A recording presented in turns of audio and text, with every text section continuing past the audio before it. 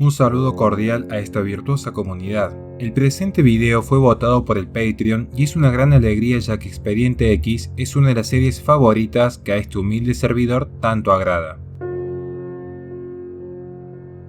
Expediente X es una serie de ciencia ficción y misterio en la que dos agentes del FBI investigan casos tanto paranormales como comunes y ordinarios. A lo largo de la serie, se van enfrentando alienígenas, asesinos, contrabandistas e incluso organismos secretos del gobierno.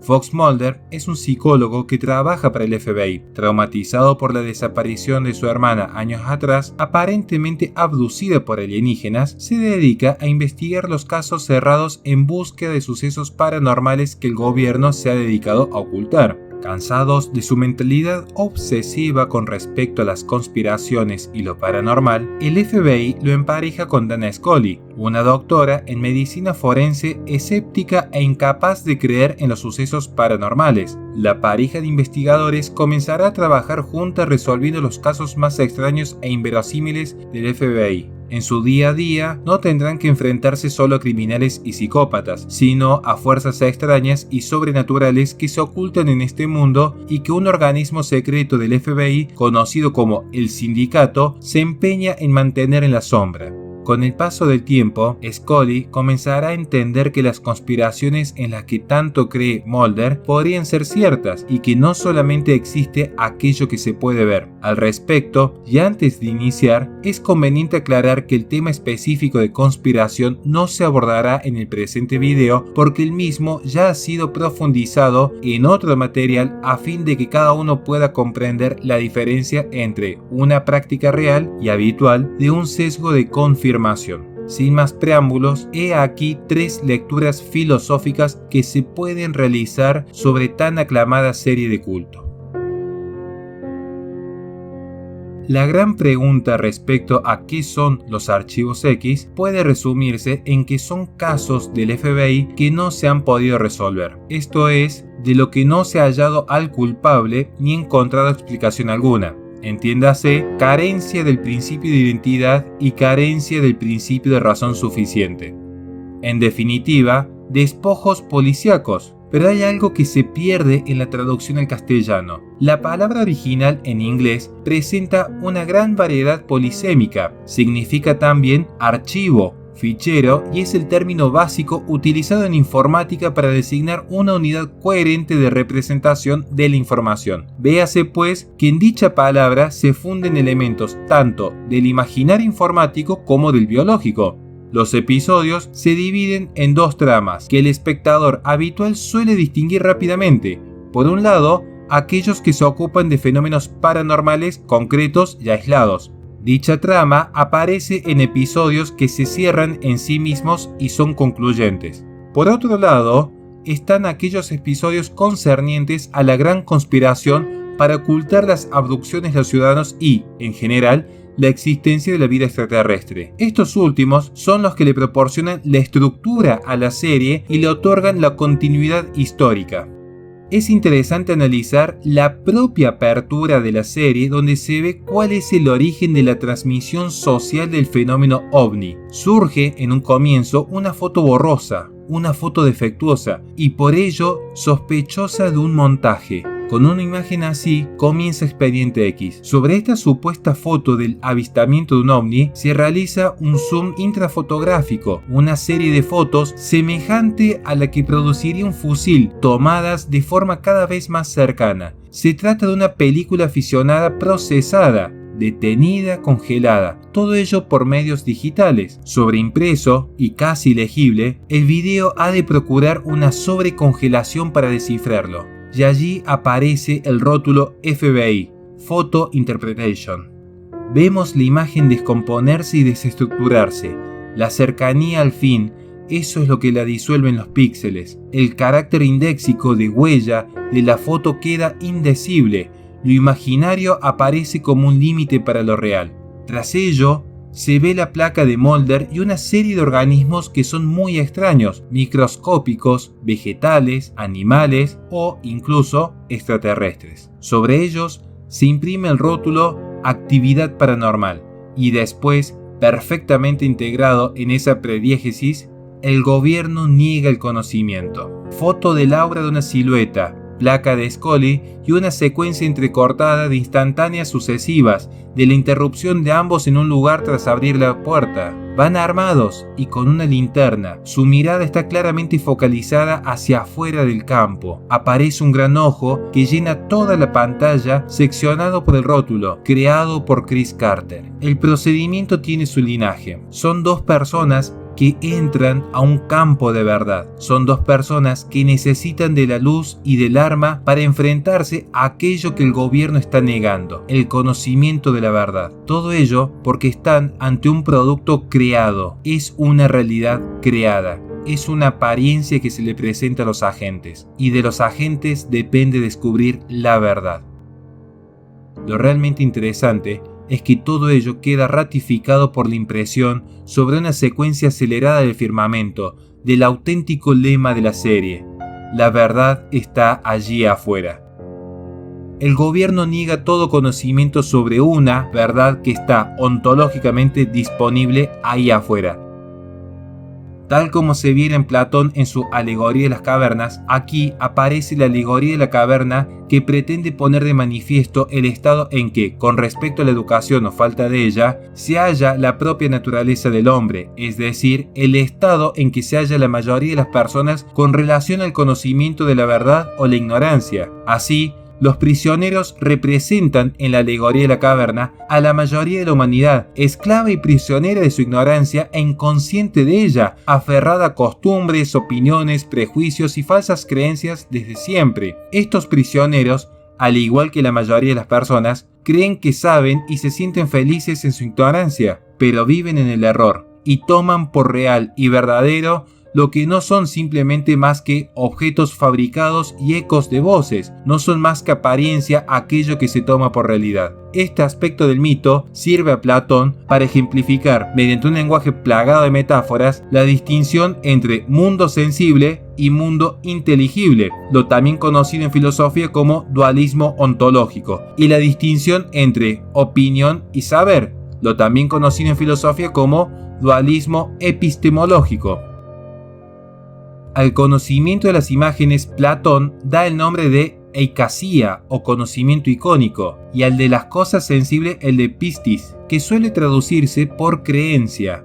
Platón considera que el mundo de las imágenes es el más engañoso de todos y el que tiene menos realidad. Ahora bien, ¿por qué habría de llamarse pistis al conocimiento de los objetos sensibles? Pues porque pistis procede del verbo peito, que significa convencer, persuadir, y la gran pregunta es cómo y dónde se realiza la persuasión. El cómo con la retórica, el dónde en la asamblea, en la eclesía, que era el lugar en el que residía el poder político en la Atenas democrática. De ahí el ataque furibundo de Platón a los sofistas, porque eran ellos los que enseñaban la retórica, el saber hablar a los ciudadanos que lo necesitaban para triunfar en la asamblea. Estos no buscaban la verdad, solo querían adquirir la habilidad necesaria para persuadir de sus propuestas o para defenderse de los ataques o acusaciones proferidas tanto contra ellos como contra los enemigos políticos. Tanto la eikasía como la pistis conforman el mundo de la doxa, de la opinión, del me parece que. Es un mundo cambiante y relativo, como cambiantes y relativas son las opiniones. Fox Mulder, al igual que en la alegoría de las cavernas, para alcanzar el conocimiento de la verdad no solo debe realizar un gran esfuerzo para salir del mundo de las apariencias, sino que tiene que enfrentarse de manera resistente a sus pares, quienes lo toman por loco, como alienado de la realidad, tal como sucede con aquel prisionero que se libera de la caverna para ir en búsqueda de la verdad. Cuando llega a la verdad, se enceguece como quien vio el sol luego de vivir tantos años en la oscuridad. Así también, cuando quiere volver con la verdad, es apaleado por sus pares. Fox Mulder comprende que el gobierno, al igual que los atenienses democráticos, niega la verdad para resguardar sus propios intereses, y así también, tal como sucede en la alegoría de las cavernas, es tomado por loco por el simple hecho de haber descubierto aquel conocimiento que la inmensa mayoría de las personas desconoce. Tal como se pudiese observar tanto en el inicio de la serie como sobre su final, va a haber siempre una resistencia a quienes se han animado a ir un paso más allá de las imágenes que el sistema presenta. El creador de Expedientes X habría tenido, a la hora de esbozar el primer guión, una serie de elementos en lo que iban a conjugarse tanto lo detectivesco como lo paranormal, al menos dos opciones distintas en función de cómo los crímenes encontrarían una solución. La primera de ellas, natural y tranquilizadora, sería aquella en la que se relaciona con el verdadero ejercicio policial y que se encuentra ejemplificada si uno busca un caso en el que intervengan elementos paranormales en las historietas de Scooby-Doo. Tras un metódico trabajo de observación, recolección de pistas, testimonios relevantes, la labor de los detectives consistiría en reconstruir lo ocurrido y resolver el engaño bajo apariencia de lo paranormal, encontrando así una explicación racional, es decir, quitarle la sábana al fantasma o extraer la máscara del extraterrestre. La segunda opción, que es en la que la serie reivindica a Mulder frente a Scully, consistiría en suponer que el fantasma y el extraterrestre existen y que si no se los encuentra es precisamente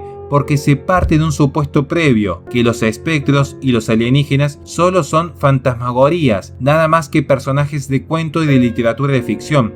Expediente X muestra cómo se explica lo paranormal sin que por ello sea normal. En la serie de Chris Carter, las reglas científicas del género policial similares a la de Sherlock Holmes están siempre presentes a través del personaje de Dana Scully. Ella es el paradigma de una investigación policial. Aquí vale recordar a Thomas Kuhn, que permite entender tal idea. De acuerdo con Kuhn, un paradigma es un sistema de creencias, principios, valores y premisas que determinan la visión que una determinada comunidad científica tiene de la realidad, el tipo de preguntas y el problema que es legítimo estudiar, así como los métodos y técnicas válidos para la búsqueda de respuestas y soluciones. En consecuencia, el enfoque o paradigma en que se inscribe un estudio sustenta el método, propósito y objetivo de la investigación. Fox Mulder, el protagonista de Expediente X, está obsesionado con la desaparición de su hermana y es esa obsesión la que le lleva primero a afirmar una abducción y a partir de ahí a comenzar a investigar unos casos archivados desde otra perspectiva, desde otro tipo de investigación, desde otro paradigma.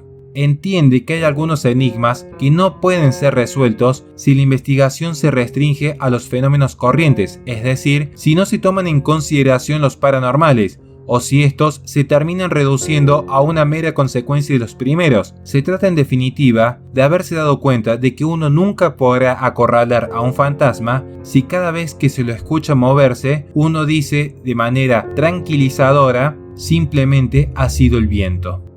Se prefigura en el saber propio del sentido común, abordado por cierto previamente en este canal, la estructura formal que seguirá la investigación. Por ello, considerar que la ciencia no necesita de la filosofía es similar a considerar que la madera no necesita del carpintero para obtener su forma. Dana Scully se pone el traje cartesiano, ya en su primera aparición es puesta a redactar un informe de sus actividades y observaciones y sobre la validez de su trabajo en torno a Mulder, mientras es Mulder quien parte de otro paradigma. Al decir quiero creer, confirma que la voluntad se antepone a todo saber y que todo saber es un acto de fe. Así como el científico tiene fe en que la acumulación previa de conocimientos es verdadera y que sus sentidos no lo engañan, así es que Mulder quiere creer, convencerse internamente en aquello que está buscando. Pero dicha creencia no es un acto de necedad, muy por el contrario, es un punto de partida a prueba y error, sujeto a cambios, abierto a todas las posibilidades, mientras que Scully enarbola las banderas del dogmatismo cientificista al aferrarse a principios que desconocen la evidencia que está arrojando la realidad frente a ella. Así pues, en esta segunda lectura filosófica sobre Expedientes X, se puede observar la distinción entre la apertura escéptica que toma Fox Mulder frente al dogmatismo que toma Scully al negarse a contemplar otras posibilidades que vayan más allá de lo común y lo ordinario. Expediente X, en sus últimas apariciones, gira el sentido de conspiración. Ya no es un gobierno ocultando la verdad, sino que es un gobierno acaparando la verdad.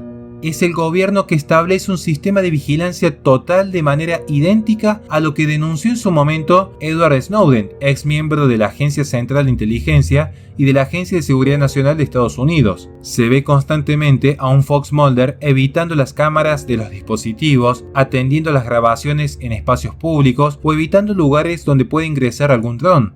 La filosofía de la tecnología es muy bien abordada por Shoshana Zuboff en El capitalismo de la vigilancia y por Byung-Chul Han en La sociedad de la transparencia. El panóptico de Bentham ahora tiene dos particularidades: es digital, es voluntario.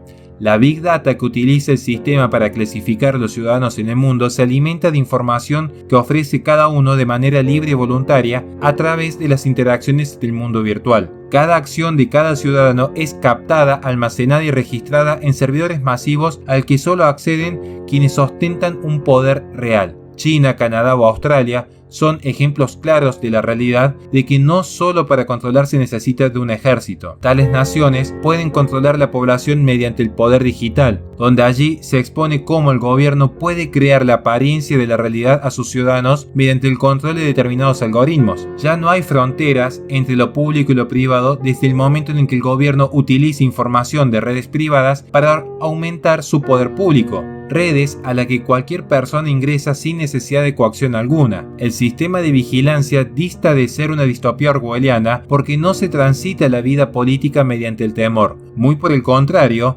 aparece el imperativo de la felicidad y la liberación plena. El sistema premia a quienes más exponen su vida y promueve una noción de sociedad paliativa donde a cada mal surge la aparición de confort. Los mecanismos de control se intensifican en nombre de la seguridad pública, siendo luego que solo importan los intereses políticos de una pequeña élite que necesita vigilar y castigar cualquier discurso de resistencia. Un castigo digital que afecta al mundo real. Las cámaras captan y lo transforman a uno en un algoritmo. Ese algoritmo es un sistema de predicción y control de comportamiento que el poder usa en favor propio. Expediente X devela que el sistema siempre avanza un paso más allá de la resistencia, que ya no se necesita esconder la verdad, sino usarla en un favor específico del cuerpo político, explotando una sociedad hiperestimulada de información pero carente de juicio crítico. Así pues, citando a Bertrand Russell, uno puede preguntarse si hay en el mundo algún conocimiento tan cierto que ningún hombre razonable pueda dudar de él. Agradeciéndose enormemente a quienes ayuden al sostenimiento de cada proyecto cultural, es prudente entender el sano juicio prudente donde uno sepa discernir lo posible y verosímil del delirio, pero siempre atento a la posibilidad de que uno sea el errado. Las apariencias ciertamente son engañosas y gran parte del conocimiento que uno tiene es tanto referencial por lo expuesto de un tercero como sensible, donde allí nada impide que haya un vicio o un engaño sobre los sentidos. Expediente X es una serie de culto que merece ser vista y analizada en profundidad, especialmente sus primeras temporadas, donde cada episodio podría permitirse la realización de un video específico analizándolo desde lo filosófico, lo cultural y lo político. Por el presente trabajo se busca remarcar que de las 3 lecturas filosóficas que se realizan, subyace una idea central: el escepticismo a las apariencias. La verdad es más que la imagen que uno tiene del mundo. La verdad está afuera y es comprobado que el sistema político en más de una ocasión la oculta para simular una realidad alterna. La verdad es trascendente, pero no toda persona está dispuesta a soportar la humillación, persecución y tribulación que tuvo que soportar Mulder para hallarla. La conclusión final es que la verdad, de cualquier modo que se la considere, implica siempre una referencia y una relación. Si el error se opone a la verdad, la apariencia se opone a la realidad. La apariencia la define el diccionario de lengua como cosa que parece y no es, y la realidad como lo que existe realmente. Por consiguiente, decir realidad aparente es una contradicción en términos muy precisos, pues ambos términos son incompatibles. En este sentido, Expediente X es una alegoría al espíritu escéptico que no toma por verdad el discurso hegemónico del sistema, más cuando la propia historia ha enseñado que las conspiraciones datan de milenios y han servido para presentar una apariencia bajo forma de realidad, donde se ha presentado una falsedad bajo forma de verdad. Ahora bien, Alguien podría estar esperando que se defina aquí qué es la verdad. Pues la verdad es que se trabajará sobre la verdad de acuerdo al éxito que tenga el presente video. Así que de cada uno depende que esto se viralice para seguir profundizando en la filosofía desde miradas propias de la cultura contemporánea y haciéndola de manera simple y accesible. Sin más que agregar, muchísimas gracias de corazón por el valioso tiempo de cada uno y que posean un bendecido día.